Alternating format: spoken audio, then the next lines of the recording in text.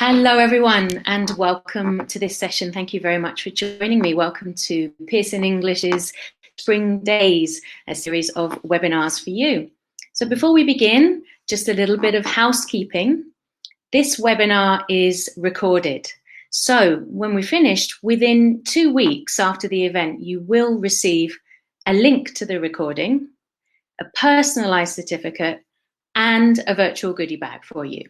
Okay? So let's begin then. This session is how to scaffold grammar in your classes to help your teen students reach their goals. And my name is Elizabeth Beer, and wherever you are in the world, welcome to the session, and thank you for joining me. In this session today, we're going to look at the following things. We're going to look at what exactly does scaffolding mean, and then we'll also credit the people who came up with this method.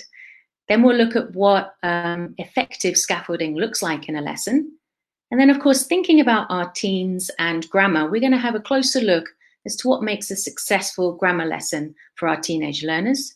And I'm going to be using Pearson's Go-Getter coursebook as an example of effective scaffolding today. And then at the end, I'm going to give to you some of the scaffolding ideas that I've used in my classes. So that then, if you like, you can use them as well. So let's look at some truths about our students. Students are capable of understanding in their own language. So if you give a student a book or something to watch or something to study, they're going to be able to understand it. But when you introduce another language, students can struggle or break down. And this is not what we're looking for. Students just can't learn what they don't understand. And at times they can crumble, get demotivated, and that's when we need to step in and we need to support them. And it's not just teachers that need to support them, their classmates are also capable of supporting them as well. So it's not always on your shoulders.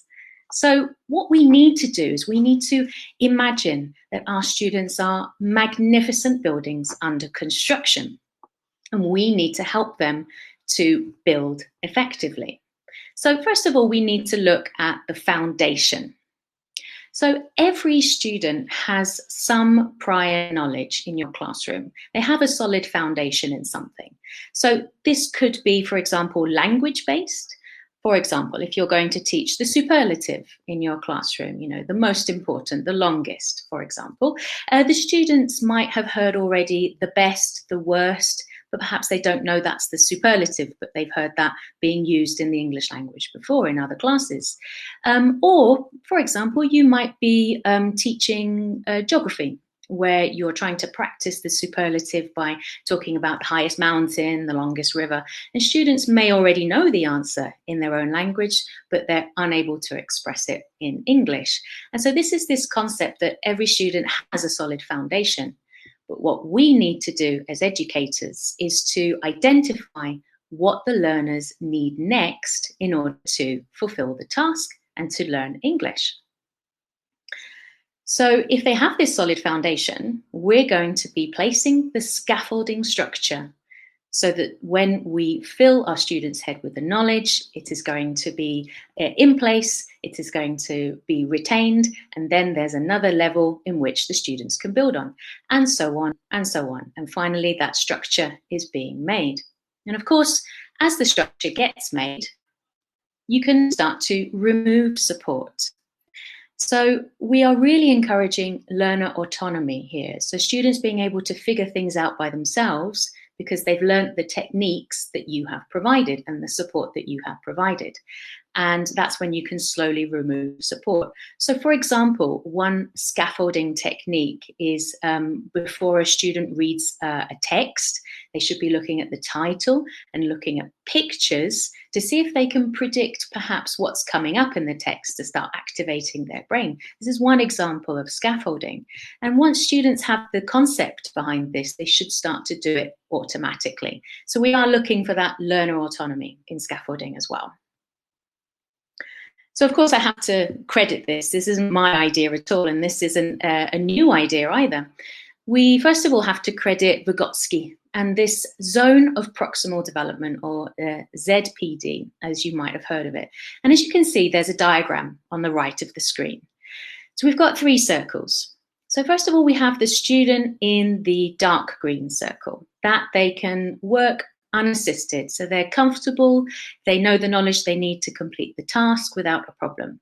And what we as educators need to do is to figure out what is the next level for the student to learn. This is called the zone of proximal development, as in the next thing that they need to develop.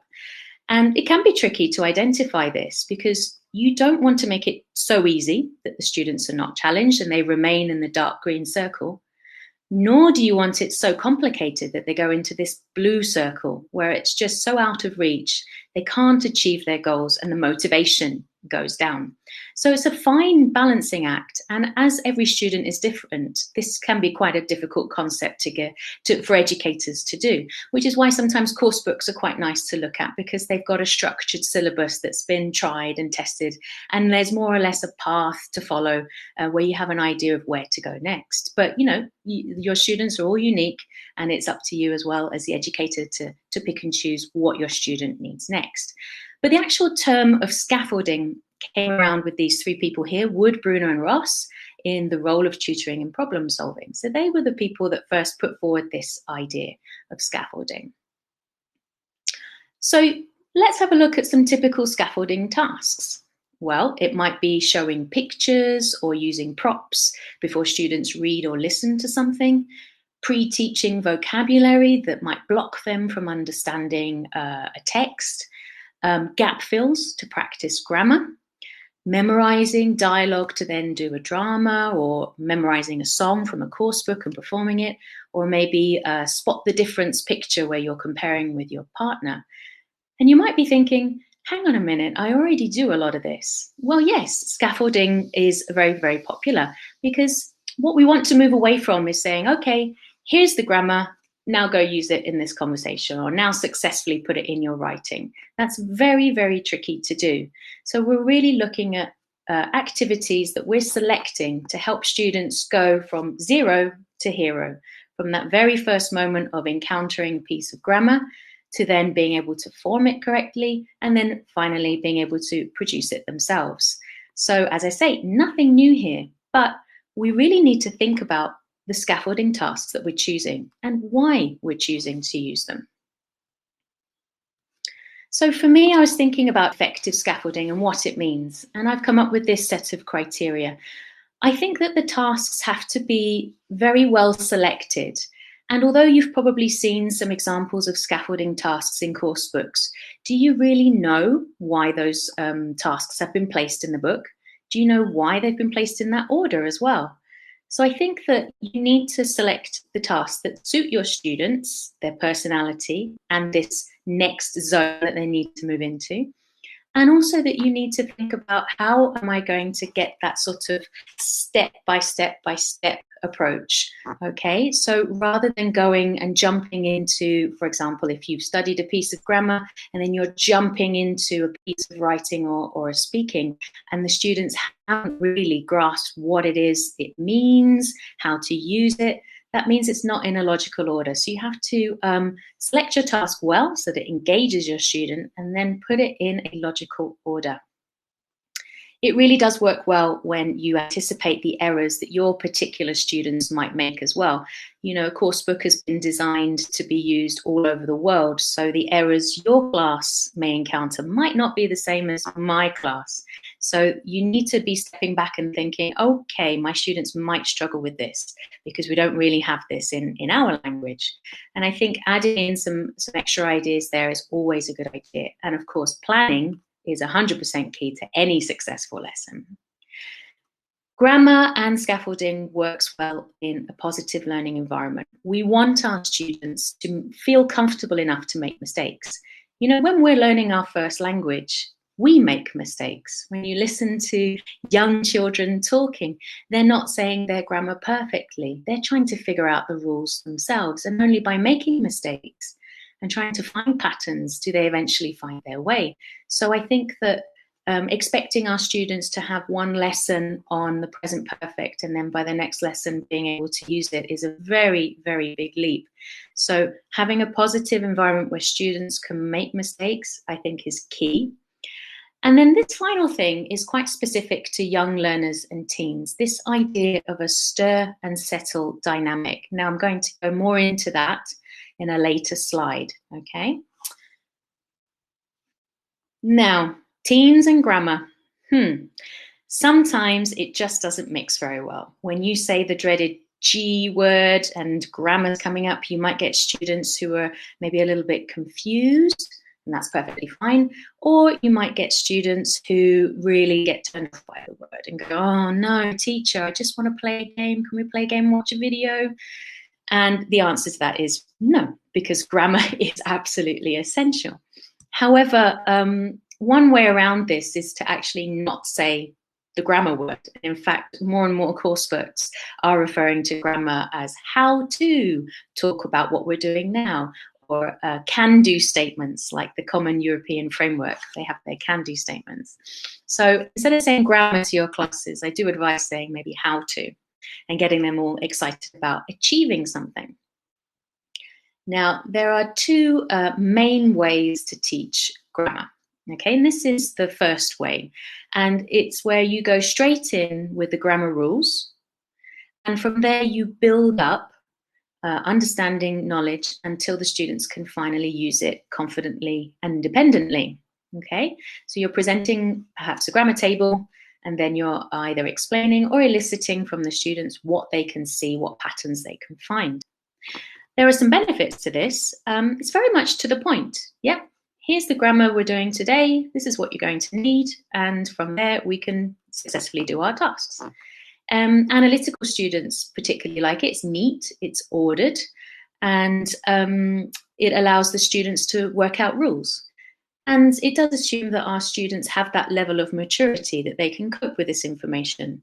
A lot of adult classes can present grammar in this way. So we're putting the onus on the students to come along with us and to put trust in them. A couple of drawbacks though. It can be associated too much with teacher talk time, where the teacher is at the board and talking to the students and explaining how the grammar works. So encouraging your students to talk to you and show you what they notice would be one way around this. And another drawback is the idea of meta language. You know, do we need this meta language?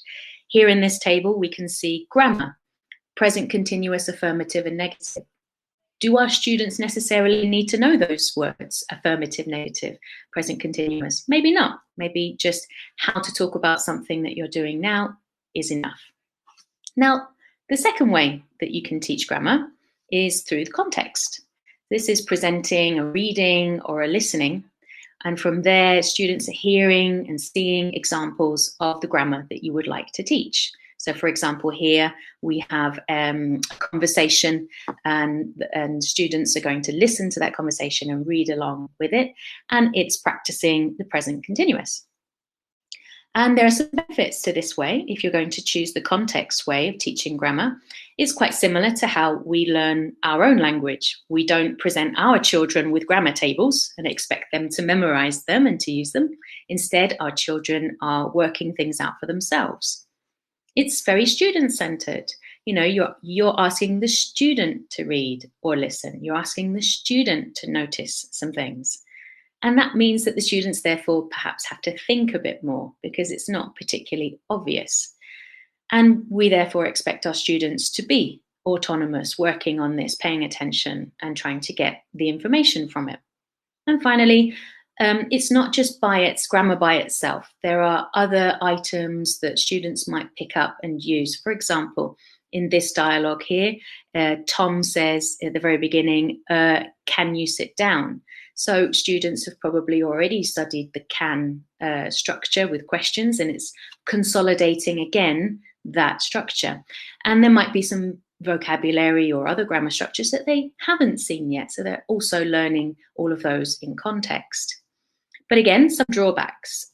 Careful planning by the teacher is required. Yes, and we have to make sure that there's nothing in this text that might block our students from understanding, because then if they don't fully understand the text, there's no point to doing it. And also that if you're giving a text that's a bit too long, it can be overwhelming for students and they might miss the point of why you're giving that text, as you spend all the time trying to help them to understand it in the first place. So you might be thinking, well, which is the best way to teach grammar? Is it through the grammar box? Is it through the context?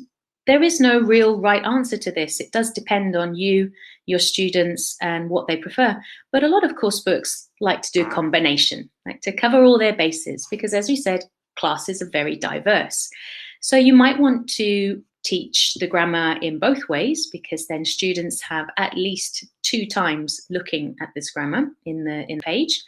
Or, as I say, you can pick and choose because your class is different and you want to know which one suits your class best. So that's up to you. But I'd like you to always remember when you're teaching grammar this particular this particular word or phrase. It's called thump. It does sound a bit strange, so I'm sure you're asking yourself, what does thump mean? Okay, well, let's get down and have a look at thump. Thump stands for the following. First of all, F stands for form. When we're teaching grammar, these are the 4 things that we need to do. So the first thing is form. Any piece of grammar, our students need to know exactly how to form it, how to write it, how to speak it correctly. It's like the nuts and the bolts of the language structure that you want to teach. So for example, if you were teaching used to, it would be used to plus infinitive, and the negative did not, used to plus infinitive. And I haven't put in the question form or the short answers, but that is also the form. Okay, it's the nuts and the bolts, because without this, the students cannot produce it correctly. So moving on to the U. Usage. Okay, what is usage? Usage is quite simply, in what kind of real life context might you ever need this grammar? And usage sometimes doesn't get put into course books. Instead, it might have some description like, we use it to talk about past habits. That's not usage.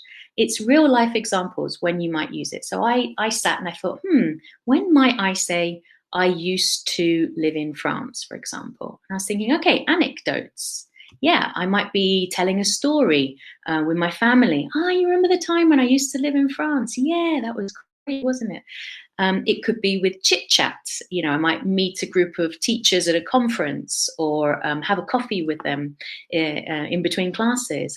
Yeah, did you used to teach France? I used to teach in France. Wow, that's great. And then a third thing I thought about was like pride. We might use this particular grammar structure to say, you know, I used to smoke and now I haven't smoked for 10 years. So an element of pride. This list is not exhaustive, but I think it's useful for students to know, well, when am I expected to use this? And if they come into a certain situation in English, this might help them to then say the right grammar. So moving on then to M. M is meaning. So this, you find a lot of this in the course books. For example, the meaning of used to is to describe a past habit. And that's it. For example, present continuous, to talk about things happening now or around now. Okay. And then the final P for thump when we're teaching grammar, pronunciation.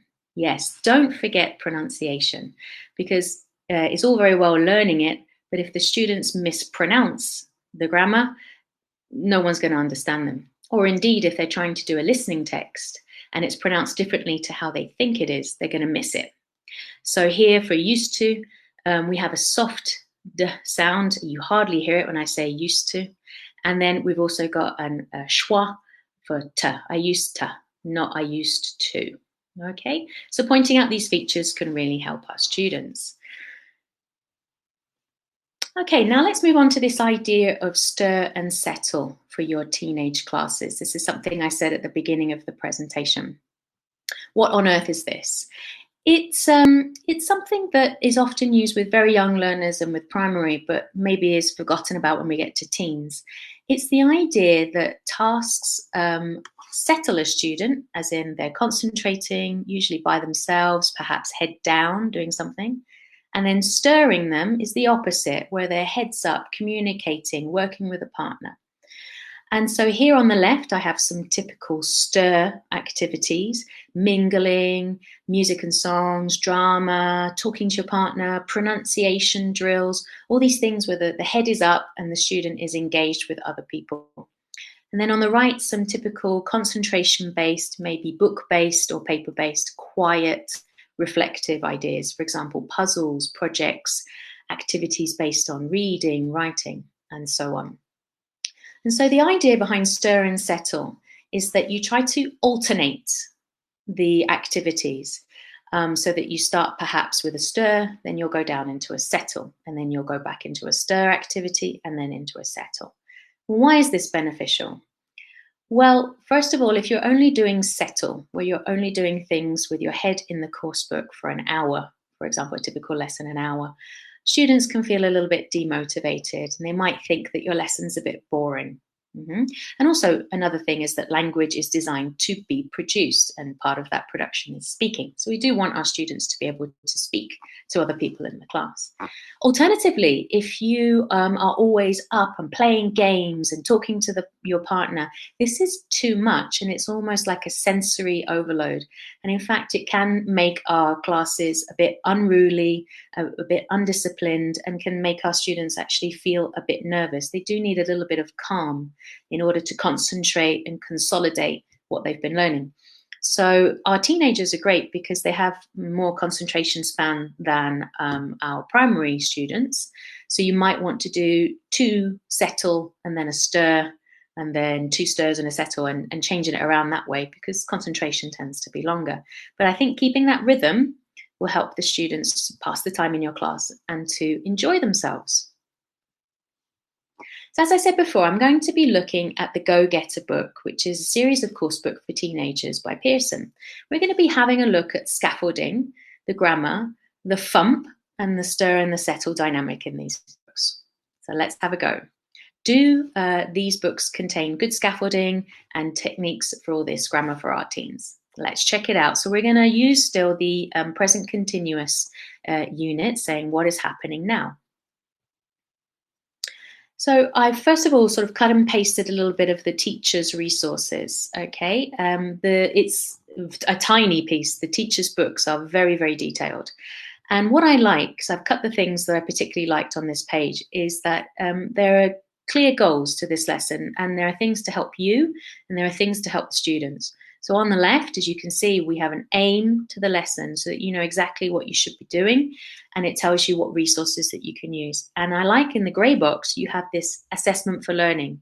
So you can see if you've supported and scaffolded your students enough. Are they able to produce those things in the assessment for learning, or did they struggle? In which case, more practice, more scaffolding is required. And then on the right-hand side, we've got the start of the lesson plan, okay? And I've circled 2 things here. I love this idea of this learning feedback. This is a clear example of scaffolding being removed. So we're already in Unit 3 in this book. And it says here, give students learning feedback by asking who has started word lists in their notebooks. So to be a good language learner, lists in a notebook is a great way. And then looking over those lists and then practicing them with a fun game as a warmer in your next lesson is a way to encourage students to study them.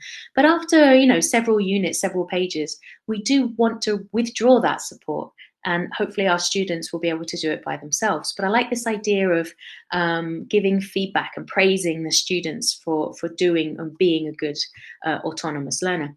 And then after that is a goal of the lesson. And I like this goal because it's very student-centered. And I think that writing an aim on the board for every lesson is essential. If your students don't know where they're going, how do they know what they're supposed to be doing in class? How do they know that what you're doing is beneficial to them, and not like when we say before teaching grammar, teacher, no, it's actually quite useful. We're learning the present continuous, so we can talk about what is happening now. Oh, okay, that's practical for me. Okay, yep. Students can get on board with that. And then they can see the relevance of all the tasks that you're selecting. So I think getting that aim on the board is really, really good. Okay, so here we go. So we've got the grammar box that we've seen before. We're now going to look at the activities following on directly from this grammar box on the coursebook page. So we start off here with a complete the sentences, and it's very much a settle activity. Okay, it's a gap fill. Students are checking that they've got just the affirmative structure correct. Okay, so here we go. Here's that first layer, that first understanding, the affirmative structure. So we've got a gap fill, head is down. Okay, nice. Now we're going to go on to the next activity, and it says say negative sentence in pairs. Okay, so then we're building up on that layer. We're going to go to the negatives. Okay, once we've got the affirmative, we're going to go practice the negative. But now we're heads up, we're stirring. Okay, we're working with a partner, and it's a lot of fun. Our next activity is mixing it all together. Can the students identify when to put affirmative or negative? And again, it's a heads down. So we have settled, stirred, and now we're settling again. And then finally, we are looking at pictures, spotting differences, that lovely cognitive challenge, and then telling the partner. And so we're putting it all together, affirmative and negative again, but this time heads up, we're stirred up again, and we're communicating with our partner. So that's great. There's that rhythm happening there, and it's really, really nice. And we go from affirmative to negative to mix to mix. Great. Now let's check it for FUMP though. Remember, to have a really successful grammar lesson, the students need to know all the elements of this FUMP. Now, these elements might not necessarily happen in the 1 hour that you've got. It might be over a couple of classes, but in order to know that grammar successfully, they need the FUMP elements. So, first of all, we can see here clearly there's a grammar table. So we've got the form nice and neatly laid out. Usage and meaning is covered here. In the teacher's notes, you've got the meaning because it says we use the present continuous so we can talk about what is happening now. Great. And we've written that aim on the board for the students. And then we've got the context of the conversation with friends in a cafe. And when a friend is phoning another one and saying what he's doing now and who he's seeing, he thinks he's looking at someone famous. And that is pretty much when I might be using the present continuous. A friend phones me and they say, what are you doing now? Oh, I'm having a coffee. You want to come? So it's a real typical example of when you might be using present continuous. So that's great. Pronunciation? The pronunciation isn't here. And for a lot of course books, pronunciation does get missed off because it's so hard with all the countries around the world to know exactly what your students are going to struggle with. You know, someone speaking English in South America is going to be very different from someone speaking English in Asia. So that's why I think that teachers need to know and understand this FUMP idea so that anything missing, you're going to cover the base. And there's no point in teaching grammar without covering pronunciation, okay? So you've got to learn to love that pronunciation. Don't be scared of it. It's a good stir activity that you can do. And so make sure that you do cover that pronunciation part, okay? So course books are not always 100% perfect, but they're very, very good for what we need. And I think tweaking is okay. You know, your course book has a fantastic base and gives you loads of ideas, but the course book has no idea of knowing what your students are like, their profiles, their needs, the next zone of proximal development. So I think that to go through and have a look at activities and move them around might be a good thing for your classes. So let's have a look at this one. So this is now the present continuous questions and short answers. This is the next part of the book. We've got our grammar table. Okay, we then move on to complete questions by ourselves. Again, it's that first layer. Can we get that structure correct? And then the next one is, again, the students head down in the notebook. So at the moment, we've got a lot of settle, settle, settle. Depending on the dynamic of your class, you might want to just tweak that and make perhaps a settle into a stir. Let's carry on. We now have heads up and we're doing pronunciation. That's great, of adjectives. And then again, pronunciation over here. I've had to cut and paste the pages of the books. That's why that's jumping around a little bit. Sorry for that. So we've got stir, stir, a double pronunciation practice. And then again, we're playing with a friend and another play with a friend. So you've technically got settle, settle, settle. stir, stir, stir, stir. Okay, so I think looking at your book and saying, okay, great, my kids are going to love that. That it's building them up to speaking about something. Great. Your class, you might think, okay, I need a settle halfway through all those stirs. Okay, so tweaking the course book is absolutely fine. Go right ahead. Take ownership of your class. Okay, now I'm going to move on to the section where I'm just going to talk about some practical ideas that I do in my class that you can use in your classes.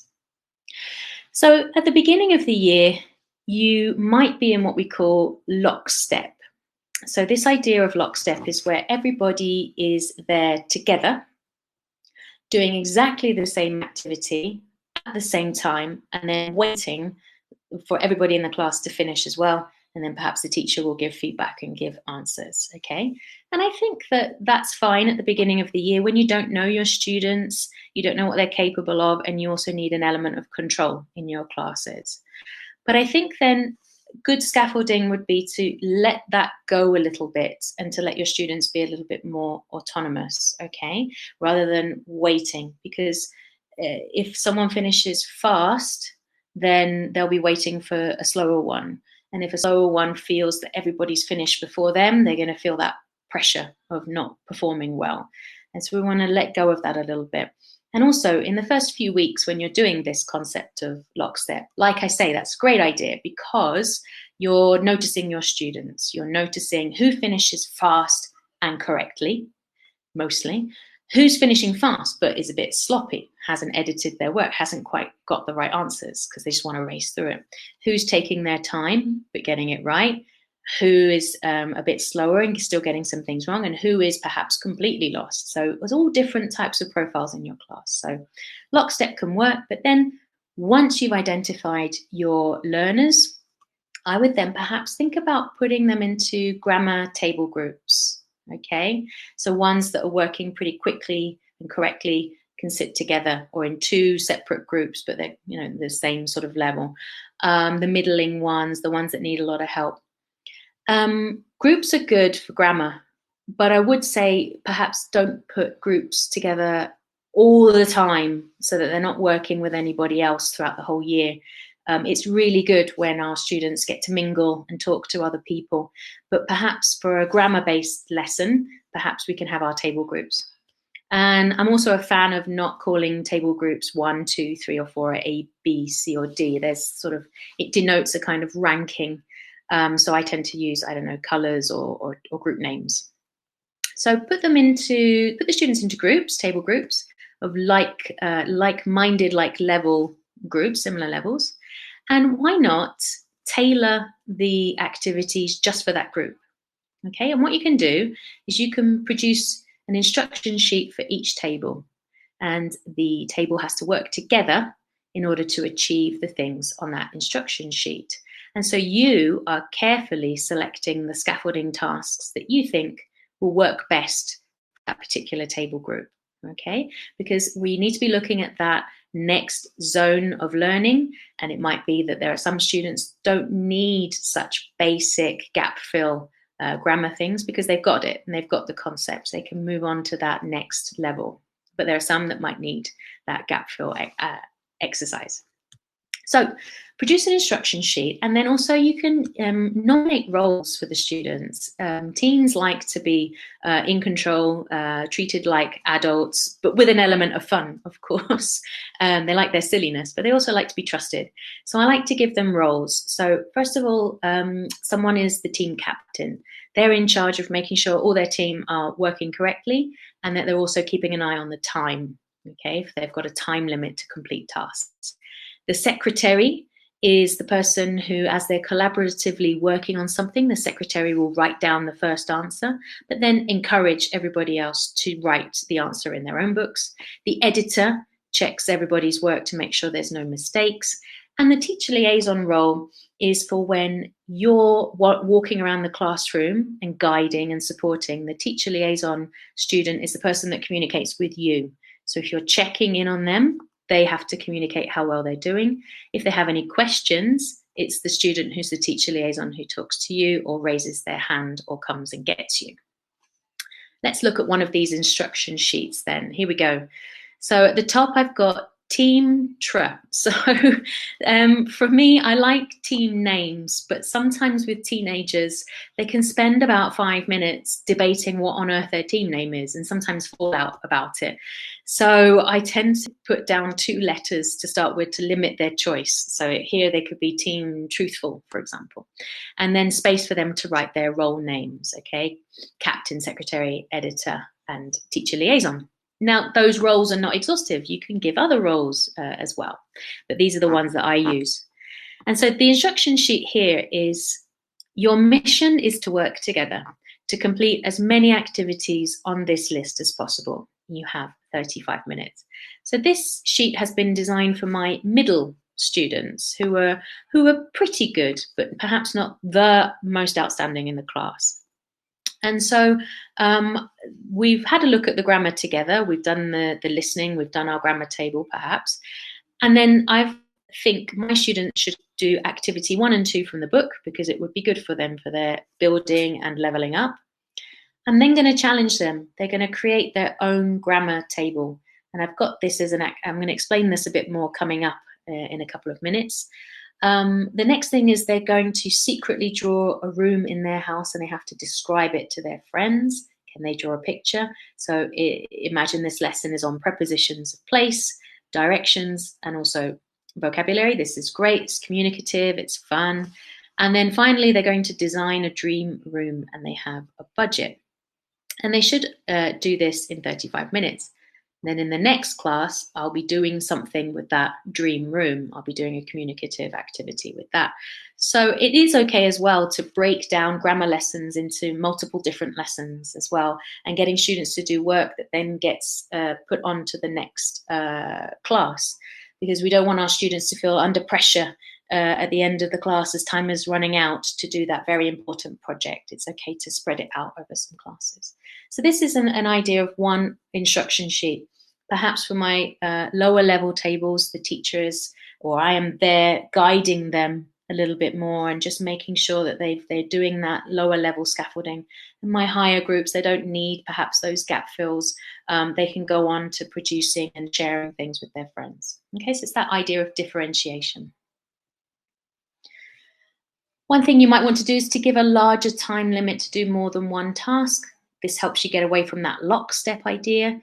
Okay, so everybody, there are 6 activities in the book, and you have 20 minutes, half an hour to do as many of those things as you can. Good luck. And the students can be working together with their partner to try it and solve any doubts that they might have. And then also you can give answers in different ways. You don't always need to stop the class and say, okay, everybody, what was the answer to 1? What was the answer to 2? What was the answer to 3? It can be more dynamic than that. You might want to project the answers on the board for the students to correct themselves. One team can write it up for you. You can place a handout, a photocopy of the teacher's book, for example, that gives the answers. If your teacher's book comes with resources, multimedia resources, and interactive smartboard technology, web-based things, they have the answers like GoGetter does. It can project those answers up for you. And I think also allow for creativity. You might have, like in that instruction sheet, I had create a dream house or create a dream room.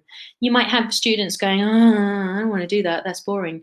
Okay, well, give me an alternative. What do you want to produce? Okay, and if you can justify that it's going to produce the language, great, go ahead. You want to write a rap song? Go for it. You want to write a Twitter conversation? Do it. It doesn't matter. Get them involved with creativity. Praise any independent thinking that they're doing. As I mentioned before, putting a name on the board helps guide the ship. Your class knows exactly what they're doing today and what they're expected to do, and should be able to then walk out of the classroom going, oh yeah, okay, no, I've got the idea of that. Okay, good. They might need more consolidation, but they've got that general gist of that grammar. And I think that putting the aim on the board is great, but you can jazz it up a little bit. You can make it more fun. I put gaps in my aim. So for example, at the beginning of the school year, I will put the aim. So students get used to the fact that they know what's expected of them in class. Example in blue here, Today we will learn how to say what is happening now. This is called the present continuous. Okay, but in future classes, I leave gaps. So here we've got today we WL, how to what we Okay, if you always use the same first structure, today we will learn how to, then that's nice and easy for the students. They've also got that structure locked in their brain probably for the rest of their lives. They'll remember that well into their retirement years. And then the other parts, a little bit more tricky. What are we doing today, teacher? And so suddenly students are quite engaged in that lesson aim. What is that missing word? Can I show off? Can I get it? Can I guess the word for a point? And so here the missing word would be describe what we look like. And if your students are struggling and it's also really nice because my students tend to generate multiple words that begin with D and L. So they're activating that vocabulary, which is lovely. And if they're struggling, I then put the next letter. For example, I'll go D, D-E, get them to guess a bit more, D-E-S, and then someone will say the word, okay? So this is a nice way to get students' attention almost immediately in the class as they're sitting down. Okay, so at the beginning we talked about this idea of building on foundations, and one scaffolding way to do this is to activate prior knowledge. And that is when you get a text, a listening or a reading, and you're asking the students to pull out of their brains what they already know about a said topic, and or placing the students sort of in the context of everything. So here we've got, from the book, we've got a text on exploring the Himalayas to go find a Yeti. If you're lucky enough to have technology in your classroom, you can get your students to use their phone or the school iPad, put them into different groups and say, right, okay, where are the Himalayas? Tell us an interesting fact about them. Go, you've got 3 minutes to find this. And each group will probably come up with a very different, interesting fact, what they find interesting. And then they can tell the other people in their group and share that knowledge. And they're going to be researching in English, of course, and encountering that vocabulary that might then come up in the listening. The other group, what's a Yeti? Can you tell us an interesting fact?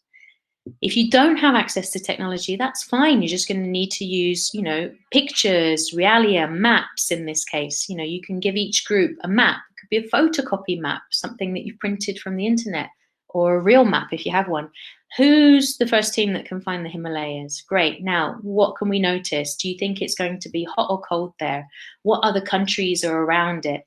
And so you're putting the students into the context, activating that imagination, getting them ready for the task.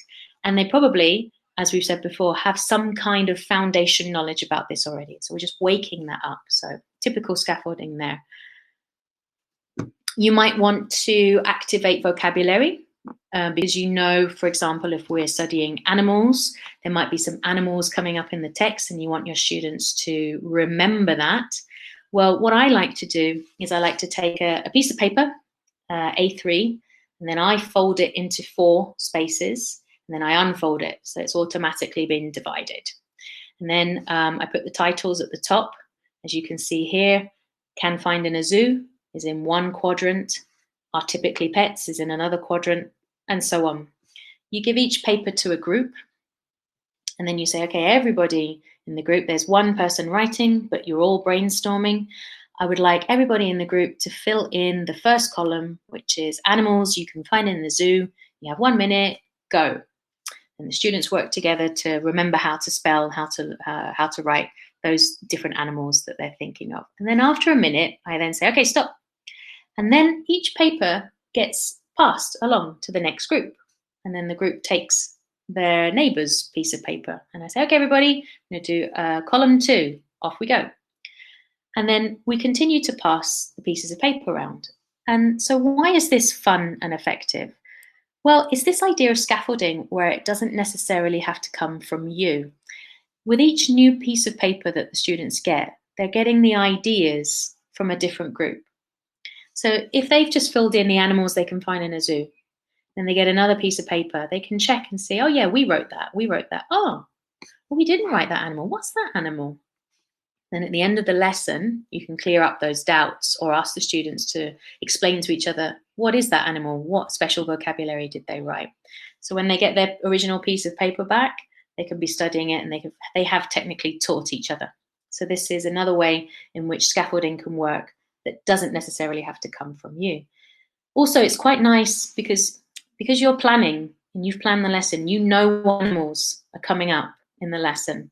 And it's also nice to perhaps have a look and see on your piece of paper, oh, yeah, no, that group got that animal and it's difficult. And so we definitely need to, as a class, use that animal and explain what that animal is because it's going to come up in the text. So that's also really, really nice if you keep an eye on what's being written. This idea about pre-teaching essential vocabulary, yes, that's tried and tested. It's very good. For example, here we have a text about sailing, and the book has very helpfully highlighted in yellow the words that your students might find tricky, or that they really need to know what these words are in order not to be blocked to understand the text. And of course, the typical way of matching vocabulary is to put the vocabulary on a piece of paper on the left column, and then on the right column you have the definition, and then maybe students are drawing a line and trying to find it out. And that's that sort of settle, dynamic, head down and concentrating. Perhaps they then might check with a partner or ask with a partner. But I like to flip that a little bit, and I like to have it in a more communicative way. So I'm just going to share with you my favorite way of pre-teaching vocabulary, which is have a piece of paper, write the word that you need. On the back of that piece of paper, write the definition, okay? And make sure that there's enough pieces of paper that each student's going to have one. Doesn't matter if you duplicate the paper. There might be more than one student that has the voyage word. And then I ask students to mingle. And then what they'll do is they'll stand up, they have their piece of paper, they go to their partner and they say, do you know the meaning of voyage? And the person, if they do, they'll explain it to their partner. And if they don't, their partner teaches them. And then vice versa. Their partner has the word sail. So do you know the meaning of sail? And if they don't, they teach their partner. And when that has finished, they then swap pieces of paper and have a new word, and they go off and they find another student to teach. And after about 5 minutes, the students have seen every word, defined it, and also tested their friends and taught their friends how to say these words. And this really helps a grammar reading or a grammar listening, so that we're not blocking our students from understanding the grammar that they're going to extract from the context. This is a nice way to have a communicative way of doing a vocabulary pre-teaching mingle. Rather than pre-teaching vocabulary, you can point out root words, prefixes and suffixes. So again, it's this grammar style way of teaching vocabulary, but also asking your students to be a bit autonomous. So imagine we have this phrase here. Unknowingly, he had left the window undone. Oh, so we've got a couple of un prefixes. It can be quite tricky. So instead of teaching my students the meaning of unknowingly or undone, I'll give them a real life skill. And I'll say, okay, class, before we read, let's just check our meaning. What's the meaning of unfriendly? Okay, and then they tell me not friendly. Good. What's the meaning of unfinished? Not finished, because they've heard these words before, they've encountered these words before. So that when then I'll say, okay, you might need to think about that prefix, that little UN, as you're reading this text. And then it gives them that skill that will help them in exams or help them in any kind of future situation where they don't know the word that they need. It's getting them to analyze it at a more grammatical level. So I talked about this in the instructions for students, table instructions. It's the idea of creating their own grammar tables. Now, I think grammar tables are really nice and clear, but the one thing they're not is they're not personalized. And we know that students, when things are personalized for them, they're more likely to remember it. And so I like to do this idea of making our own grammar table in our notebooks and asking the class to generate funny sentences, sentences about each other, about their friends, their family, themselves, whatever they think they want to do, as long as it isn't offensive or rude about a student in their class. But as long as it's fun and funky, they're more likely to remember it. And as long as they're getting that form through, then I don't mind the verbs that they're using. Okay, so it's more memorable. And of course, this is one way of moving away from that teacher talk time, where the teacher's standing there and presenting that grammar. Instead, we're collaboratively working on building a grammar table together, and students putting it into their own notebooks. And so, yes, practical scaffolding ideas. As we know, we've got the layers of the gap fill, to start with. And this is an example of a gap fill here from the course book, and the answers there, practicing our present continuous affirmative. They're absolutely fine, gap fills. But again, if you feel the need to swap the idea of settle into stir, maybe you're going to ask, maybe you're going to cut up. You type out the sentences and then you cut them up and then put all the pieces of paper into a clip and then give the clip to the pairs or groups, and they have to work together to construct the sentence correctly. So students are really noticing subject, verb, object, and so on. Maybe students are creating their own gap fill sentences. This is to push perhaps more advanced or higher level students. They might think, oh, this is easy, I know this. But it's quite another thing to write your own gap fill sentences and swap it with a partner so you can level up.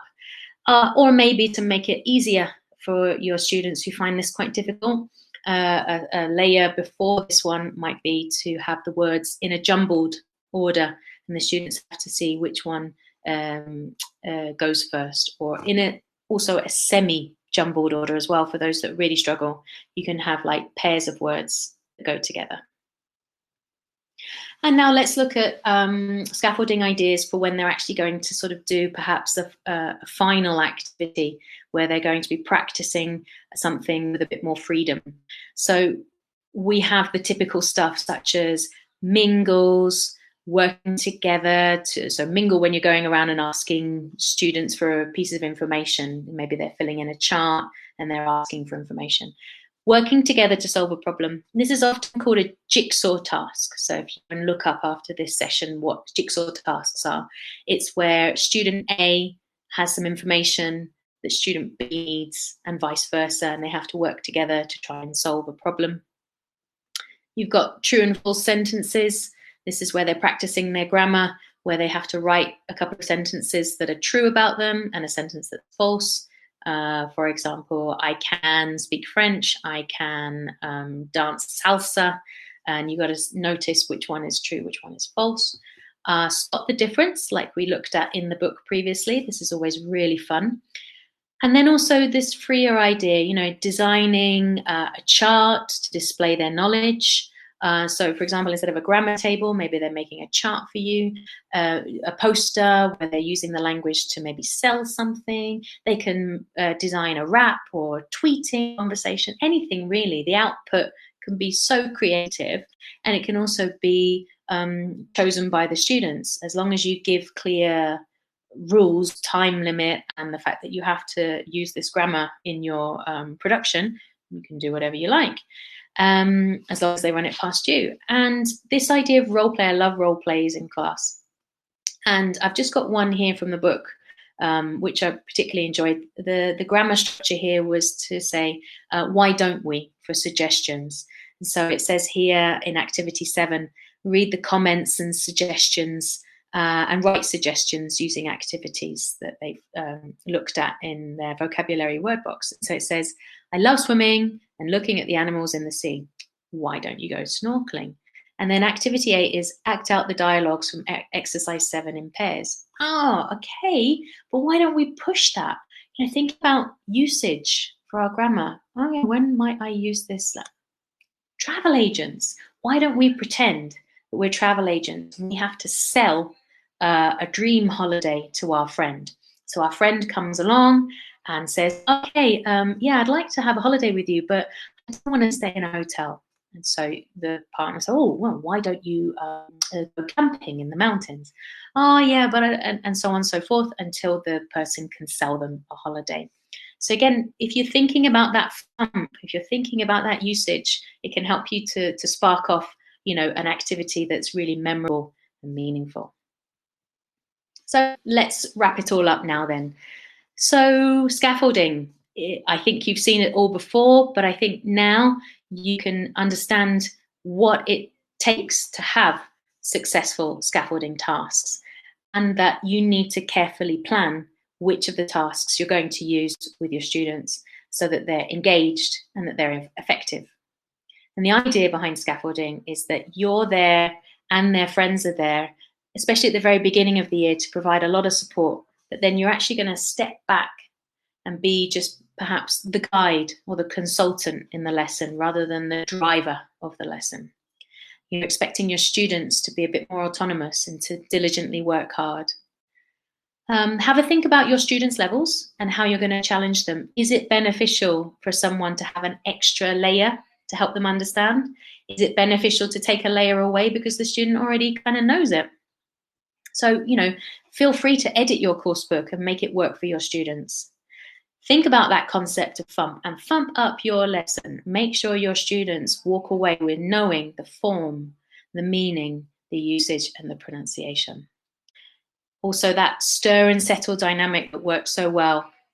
Get creative, stir them up, settle them down. Students are going to love it. And also, I think grammar, as we've said before, a lot of students will make mistakes in grammar. That's absolutely normal and natural. So you've got to then review that grammar in future lessons, as warmers or coolers or games. So when students say, when you say, oh, we're going to do some grammar today, they, oh, I want to play a game. So, well, you did just play a game and it was grammar. So let's learn some more grammar so that you're going to play another game with me next week. And I think my final piece of advice for everyone out there is don't give up. More often than not, you attend a training session and you go, great, I love that. I'm going to try that out with my students. And then perhaps it doesn't go quite to plan, or your students didn't quite get on board. And it could be that, well, the students don't know what's in your brain. They don't know what you're expecting them to do. And so you need to keep at it a little bit in order for students to come on board with you. So don't give up after the first couple of lessons and go, scaffolding doesn't work. I don't like this. Keep going with it, yeah? Don't give up because, as I say, students need time to adapt to this. So that's it from me. Thank you very much for attending this session. I'm just going to encourage you also to sign up for a whole host of other fantastic webinars that are coming up with Pearson. This event goes on till the 15th of May. And this webinar has been recorded, and within 2 weeks you will get a link to the recording, a personalized certificate, and a virtual goodie bag. And so now I'm just going to deal with some questions that have come through. Okay. So, and also thank you to those people who've been watching on Facebook. I also really appreciate it. Okay, so I have a question here. Is there a specific order to teach grammar depending on students' level? For example, first present simple before future. If I knew the answer to that question, I'd probably be the author of the most successful grammar books of all time. Usually grammar is taught by how frequently it comes up in everyday conversation or writing. So we tend to teach present simple because it is used about in 70% of conversation. You're going to be using present simple. So we tend to teach that first of all, rather than starting with the third conditional, okay, or a mixed conditional. So actually, there's no set way or correct way of learning grammar, but it is closely associated with how frequently we use that grammar. Okay, next question. What's the difference between usage and meaning? Yeah, this is a hard one, I think, to get your head around. Okay, the meaning is like, what is it doing? Okay, so for example, with the present continuous, we use it to talk about things that are happening now. Usage is, when do I actually say a present continuous sentence? In what kind of context in life will I be using present continuous in when I order my food from a cafe? No, I would probably be using, I would like to have a Coca-Cola, I would like to have a sandwich. I'm not going to say, today I'm having a Coke, please give me one. So usage is really in real life, when am I using this grammar? And so therefore, why don't I try and ask my students to reproduce in classroom a situation where they might use it? So, for example, that travel agent role play is an example of usage. I'm going to say, well, why don't you? Or I'm going to hear, why don't you, if I'm going to travel agents? So meaning is, what does it do? Well, it means I can talk to you saying what I'm doing now. Usage is, what real life situation am I likely to hear this grammar? Okay.